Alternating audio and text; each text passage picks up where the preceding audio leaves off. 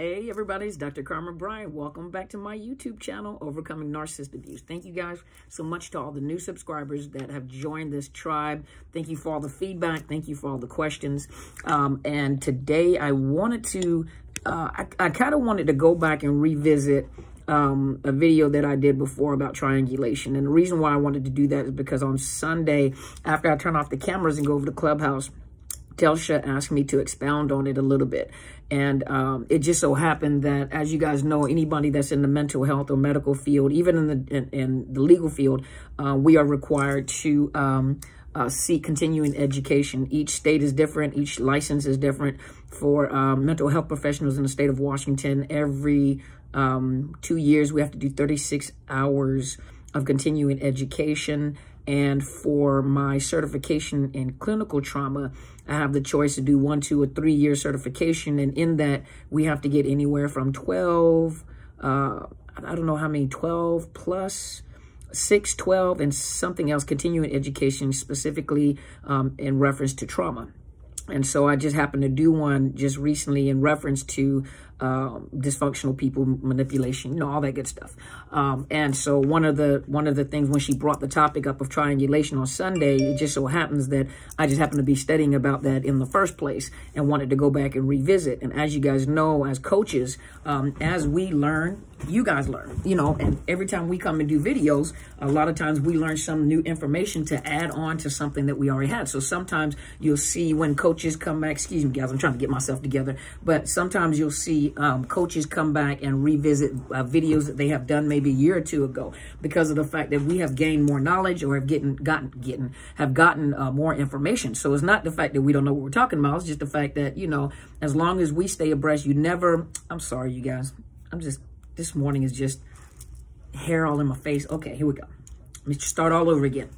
But it's not the fact that the coaches or mental health professionals don't know. It's just the fact that, you know, people come up with training all the time. And so when people come up with training all the time and go in depth about, you know, particular topics of interest, especially dealing with the field of trauma, and that is my interest is the field of trauma because my focus is of recovery of victims or those that are in the process either of discovery or recovery and where you are at. And so I like to provide information because the more information or the knowledge you have, it is not that it makes it easier to come out, but you are more informed about what it is that you're going through and to take away, you know, to start working toward getting that guilt out of you of maybe getting them in trouble. And it's not you that got them in trouble, it's they who got themselves in trouble and now blame you. You know, they project on you as if it was your fault. You called the police, you know, you did this. This is what happened to me. Now I have a felony. Now I can't do this. Well, and then they blame it on you. And it has nothing to do with you. You are protecting yourself, but you're not allowed to protect yourself because you've ruined me. You've ruined my reputation. You've ruined my,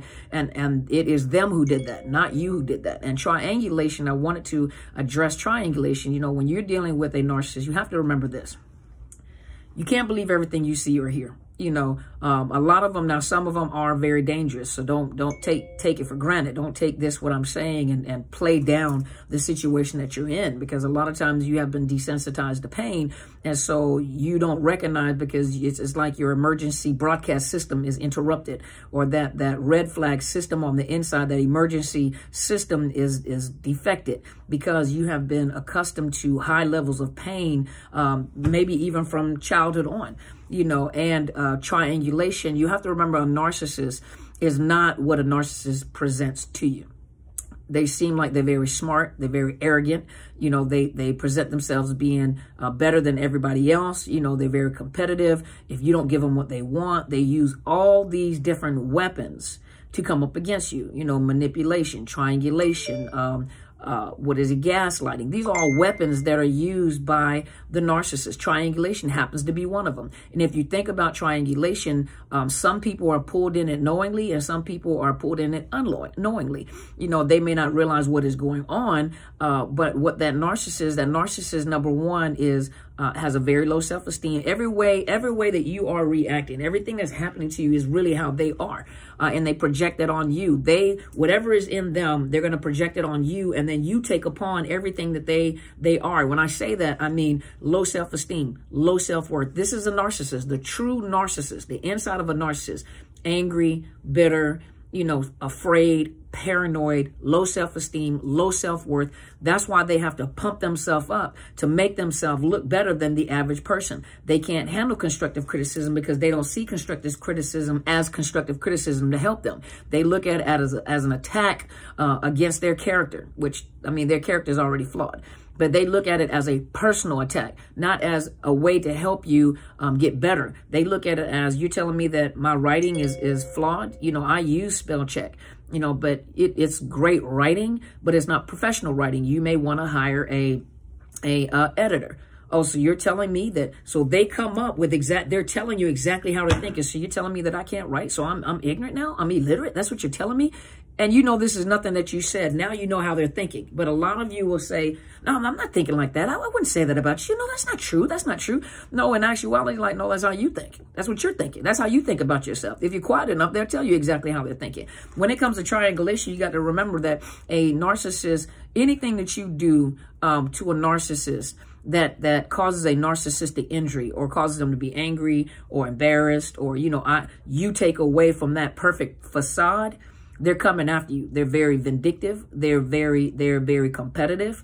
And especially, you know, for some of you guys left a relationship.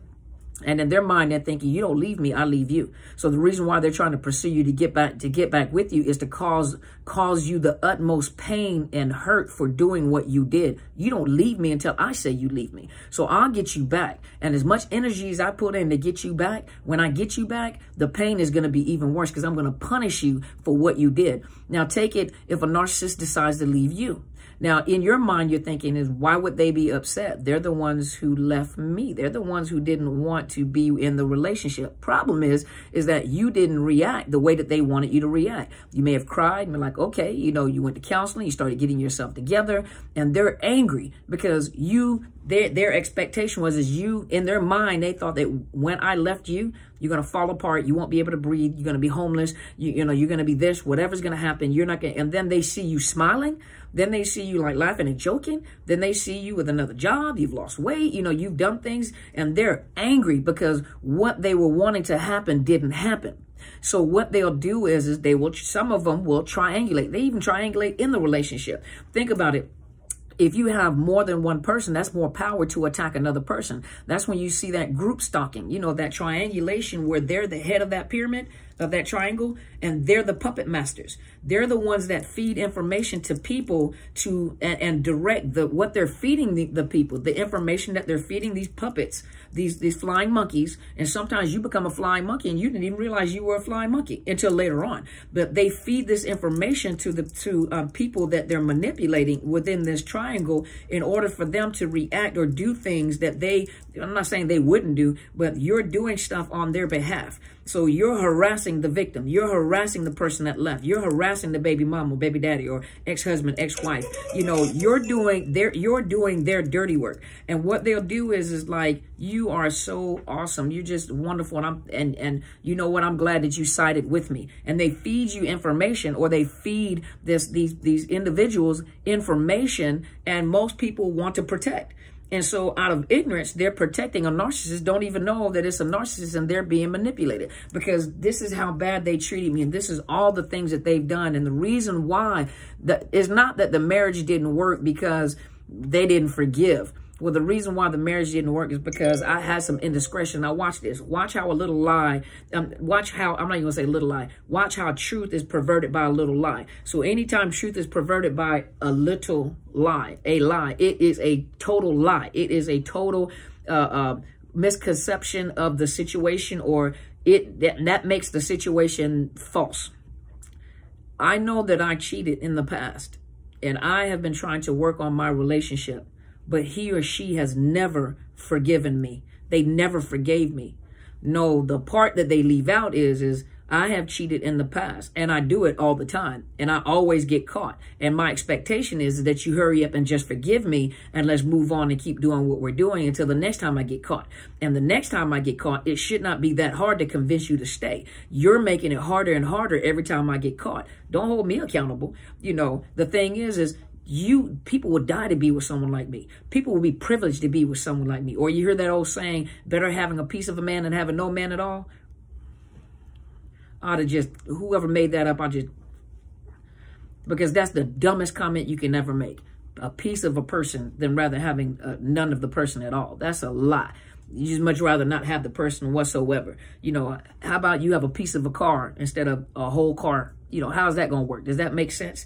So people say these things, you know, and these narcissists say these things. And when they're feeding information to the other person or the person that they're triangulating in there, they can feed them enough information where that other person will take upon their feelings and their emotions.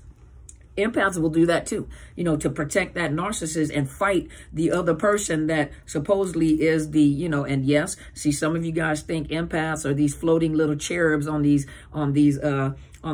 clouds, and they're so precious and have the little halo over there. Empaths can be rough. Empaths can be rough too. Just because they absorb everything doesn't mean that they you know, they'll scrap too. And especially when they're attached to a narcissist and they're trying to absorb, and that narcissist is feeding them. Look how bad they're treating me. And I can't believe that they would treat me that way. And I've done everything that I possibly can. I know I messed up. I know I'm a flawed person. See, they're giving you some of the information. I know I'm a flawed person. No one is perfect. No one is perfect. And yes, I cheated and I've done wrong and I was immature and I hadn't grown up yet. But I tried to make up. Look, I bought him or I bought her a house and I bought them cars and they had nice clothes. And they had money, and anything they ever asked for, they always got it. But they just wouldn't forgive me. They just wouldn't allow the relationship to prosper. They were the problem in the relationship. Now, if that person goes to ask that old supply what it was, that old supply is like, well, first of all, he or she bought me all that stuff because it made them look good. They didn't even buy it with me in consideration. They did that to make other people praise them because how well they're treating their spouse, their wife or their husband. And they're getting the praise, but it wasn't done for me because this right here is not even what I wanted. So they didn't even pay attention. They just did it because other people praised them. Number two, every time they will buy me stuff is because of the fact that, yep, they cheated in the past, but they continued that lifestyle. Their whole lifestyle was, I have a girlfriend with a wife on the side. Or I have a boyfriend with a husband on the side, you know. So the whole relationship may have consisted of, you know, they're always cheating. They get caught their cycle is every 2 or 3 months they get caught, and as soon as they get caught, they just move on to someone else, or they just continue and they continue getting caught. And when they say that I don't forgive, what they're saying is that it's getting harder and harder to pass this by. Now the supply is not that easily convinced that you're not cheating. They don't trust you anymore. Now they're holding you accountable. Now they're asking you questions. So they're feeding this person that, and sometimes the empath, they're feeding this information. So guess who go and fights their battle? The person that they're triangulating is fighting the battle for them now. So they have something to say. You know what? You're crap. You never do anything, and you hurt him all the time, or you hurt her all the time, and this is what you did. Now the old supply is like, some of you guys want to fight. As the old supply, you want to fight. You want to make sure that your story, you want to tell your story. You want to make sure that you rectify and you make sure that the truth gets out. And this is a lie. And I want to make sure that they know. And then some of us mature folks is like, whatever. Because it's not working. You see what I mean? So for the narcissist, they get upset because when they triangulate, it doesn't work. You don't react. Like, whatever. You know, if that's what you think, whatever. But when you stay with him or her long enough, you'll figure it out. And I'm quite sure that as you are in the relationship, you're starting to see some things that doesn't set right, you know. But now you caught up in here financially, emotionally, sexually, children-wise, you know, material possessions, you know, economics, whatever, businesses. They've locked you in, so it's not that easy for you to walk away. But you're starting to see some stuff that doesn't set right with you either. Now you're becoming curious, like, wait a minute. And you're starting to see some things when they start doing stuff with other people. But the problem is you're too far in it. So you still got to defend your boo. And I'm not saying you in general. I'm saying the person that's triangulated in there. Or when it comes to like groups, you know, they can get a lot of people, and you have to think there's more power to groups. There's more power to groups. And so the more flying monkeys I have, the more people I can triangulate and tell them how bad they're treating me. You know, I've heard stories where, you know, she's always taking me to court. She's always taking me to court for child support. She's always, you know, she's always trying to get more money. She's always trying to, because she's a gold digger and she always wants this, and she's irresponsible. He's irresponsible with money. And you know, because women pay child support too. You know, the average cases, though, I deal with are usually females dealing with males. But, you know, she's a gold digger and she's always wanting this. And every time I turn around, she got her hands out. Okay, so see, the part that most people are missing, especially when they're triangulated in and they become the flying monkeys, is, yeah, you're supposed to pay child support, but you're not paying it. So they'll take you, you know, they'll take that narcissist to court for contempt of court.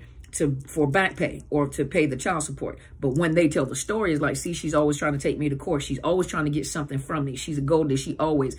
They don't tell that other part, because if they tell the other part, it eats at their character. It starts to prove that some of the stuff that I'm saying is not true. Or let's think, you know, she's trying to get alimony, and that's because he or she's not paying alimony, you know. So, you know, there's always a second side to the story, but the information that's fed to people, and a lot of times people they get triangulated, not all of them are gullible, not all of them are naive, some of them are, but some of them are like blindsided. They don't even realize they've been pulled into this cyclone. They didn't even realize they were pulled into this cycle until they start to look, you know, and some people do. Some people start to look and pay attention to what's being said, and then start asking questions, and then start watching their behaviors. And if you're the new supply and you're with that narcissist long enough, or the narcissist, or they're with it, and they become more intuitive, they'll be. But see, sometimes shame is what covers that. Shame is what keeps a triangulated person or a flying monkey from being honest and saying, you know what, you're right, and I made a mistake. And some of them are narcissists too. Some narcissists actually get a narcissist. So hopefully I explained a little more about I had some notes written up. So let me see. They create alliances with people so that they can attack. A lot of them triangulate because they got to pay you back. How dare you leave? They try to find a way to hurt you at the utmost level of pain. And they triangulate. They may triangulate with ex-girlfriends, new women, new guys, new husbands, new whatever. But they try to hurt and inflict the most pain that they can probably or try to inflict on you.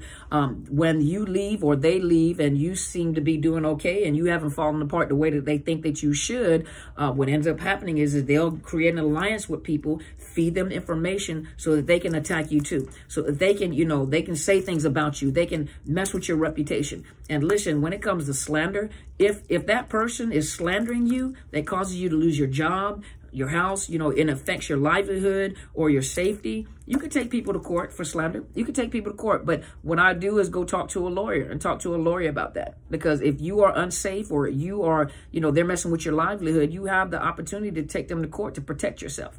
Let's see what else. They always got to have one ahead of you.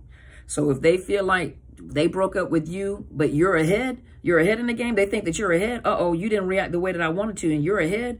Then what they got to do is they got to get one ahead of you. So they got to find out a way to sabotage exactly what, and you're thinking to yourself, that right there is a very unstable person. You broke up. I'm happy that we broke up. And now you're trying to sabotage me because you broke up with me. You're confused. But do you see the mind of a narcissist? Do you see how these people think? Let's see what else. They always got to be the hero. So they always got to look like they're the ones that's doing the rescue. They're always self-centered. You got to remember, everything that a narcissist does, they don't do it with you in mind. They do it with them in mind. And if they can use the people around them to get what they want, even if it's to inflict pain, even if it means for, you know, they get the right hype man to go after you, to make you, you know, to harass you, to bother you, they've gotten their point. They've done what they're supposed to. That's a weapon, and they're getting what they want. You just have to put things in place to protect yourself. And the thing is why argue with a fool? You can fight a fight all day long, but you're not going to win the battle. And sometimes you're trying to fight to defend yourself and your reputation. And in reality, let them do what they're going to do, as long as they don't hurt you physically, they don't hurt you financially, as long as they don't mess up your businesses, as long as they don't mess up your livelihood. Talk to a lawyer, talk to an agency. But other than that, you know, and that's why I'm going to talk about gray rocking on Sunday when we do the live broadcast. Let's see. Oh, another thing, when it comes to triangulation, when we talk about the parental alienation, that's triangulation.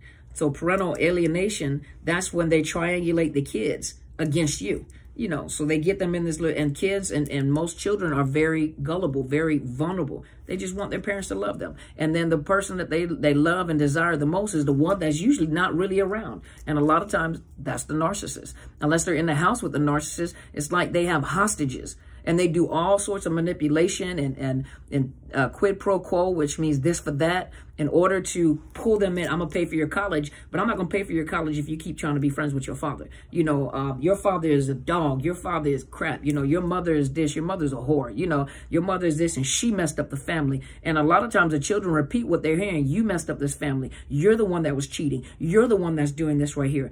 and you know that that conversation is above where they're supposed to be. That is an inappropriate level, age inappropriate conversation. But narcissists don't care. They pull in anybody, the young people, they pull in anybody to fight their battle. They're dirty like that. They're low self-esteem, they're competitive, they're vindictive. This is how they are, and this is what the triangulation is used for, to pay you back, to hurt you any way they can, to get people on their side, to make them feel good about themselves. If they have a group of people with them, it makes them feel good about themselves, even if they're feeding them the wrong information. The person that they're pulling in, they might get something out of it, some kind of financial benefit, some type of recognition, you know, a pat on the head. But that narcissist doesn't see them as being very intelligent anyway. Believe it or not, when you're siding with a narcissist like that and you're in their group, a flying monkey, or you're triangulated in there, the narcissist already thinks that you're stupid, and you're easily to manipulate. All I got to do is tell you how to do, what to do, and you're going to do it for me, because you can't think for yourself anyway. I got to think for you. They don't see people, you know, especially those that they can manipulate. They have a disregard for you anyway, and when they're finished using you, they disregard you. That's what happens in triangulation. So hopefully this has helped you. Thank you guys so much for tuning in. You guys stay tuned, because I'm making coordinations to come down to Dallas. So hopefully you guys will be able to come down to Dallas for a one-day conference maybe. And, you know, I'm working on it at this particular time with my team. You know, meet and greet the day before, then a conference during the day, maybe some additives, some incentives, you know, but that gives me an opportunity to teach and get to know you guys. And hopefully you guys will be interested. I'm going to be setting up I'm looking at some of the cost and pricings and stuff like that, so I can set up a pre-registration so you guys can get a discount before I go full price the closer that I get. As you guys know, whenever you're doing a conference, there's a lot of things that have to be paid for in advance. And so we're trying to lock in some stuff. So I'm going to get together with my team so that we can get some coordination together. I myself will be in Dallas anyway, but while I am there, I want to do a conference and invite you guys out. Those that are not able to fly in, and I really hope that you're able to fly in, but those that are not able to fly in, I will be offering the conference online so that you guys can tune in, and I will have someone working the camera so that you guys will be there for the entire conference. And so, and it'll be on Zoom, but I will be live, so you guys will be live watching on Zoom. If I can find a way to put you guys up on the screen, I will. But if not, you guys are going to be on the computer, but you guys will be able to see the conference as it's going on. So those of you that don't know me, I'm Dr. Carmen Bryant. My YouTube channel is Overcoming Narcissist Abuse. You can find me on Facebook, Twitter at Dr. Carmen Bryant 1, YouTube, and Instagram. And I come on live on Sundays, probably about 8 o'clock Pacific Standard Time. You guys are welcome to join me. I'm usually there and on Clubhouse.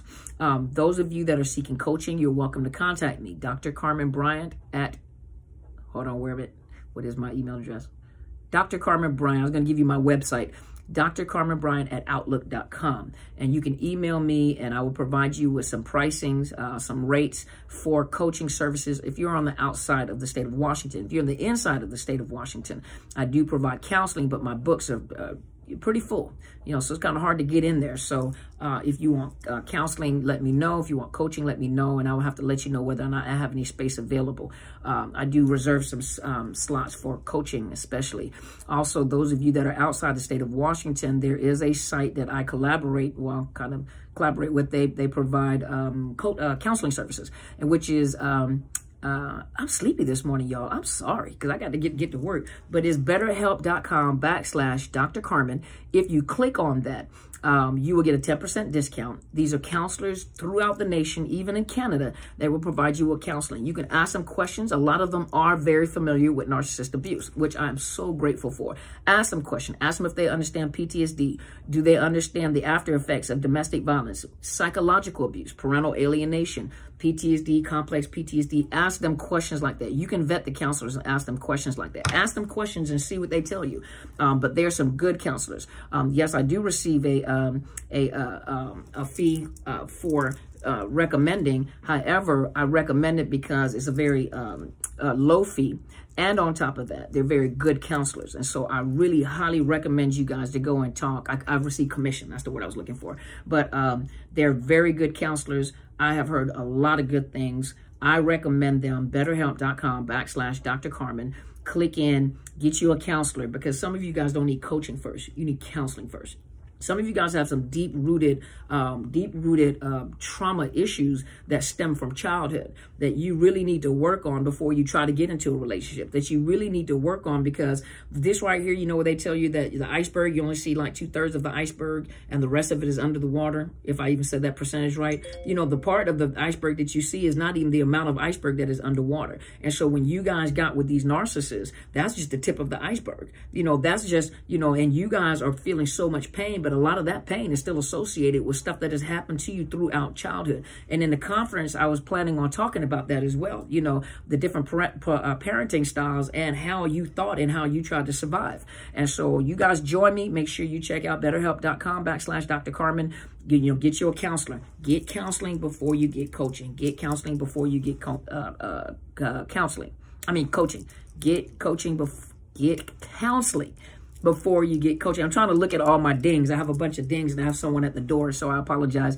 But get counseling before you get coaching, because some of you guys need counseling. I would highly recommend it. Please get counseling. And you guys stay tuned. I'm going to be working with my team. I'm going to bring you more information. Check out my mentor. It is Helen Sadler, Your Destiny Helper. You can go to her channel. It is on YouTube. Helen Sadler, Your Destiny Helper. And she provides you with information concerning narcissist abuse from the biblical and spiritual perspective. You can also go check out the Honorable R.C. Blakes, who also brings it to you from the perspective of a pastor, a bishop. And so you guys go check him out as well, especially, you know, a lot of the ladies that really need a father to speak into your life. He speaks into your life as a father. He tells you things that your father probably didn't tell you. He tells you things that little girls did not hear growing up. And a lot of us women did not hear when we were growing up. And he just tells it, you know, this is baby girl, look at here. You know, this is what's happening. Well, he doesn't say that, but, you know, he talks to women concerning men from a father's perspective. And so I remember I got his book. And when I got his book, it was like a father speaking to me in reference to what I should have been told. I have a good father, you know.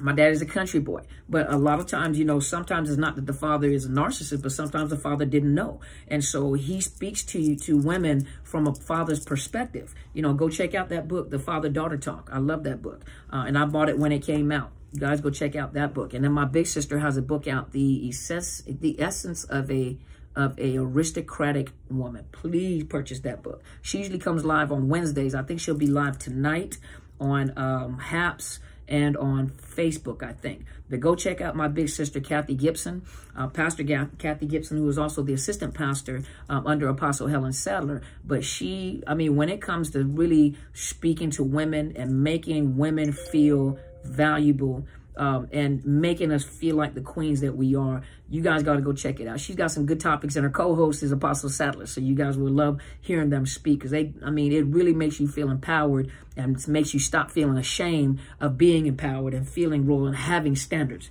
So people can't just tell you what you're, you bougie, or you expecting too much. You know what? Nowadays, we have to expect more than what we received before. And if that means you calling somebody bougie, then we're just going to be that. We're going to be bougie, okay? Men and women alike. We're just going to be bougie, okay? So thank you guys for tuning in. You guys have an awesome day. I'll see you guys on Sunday. Go be great.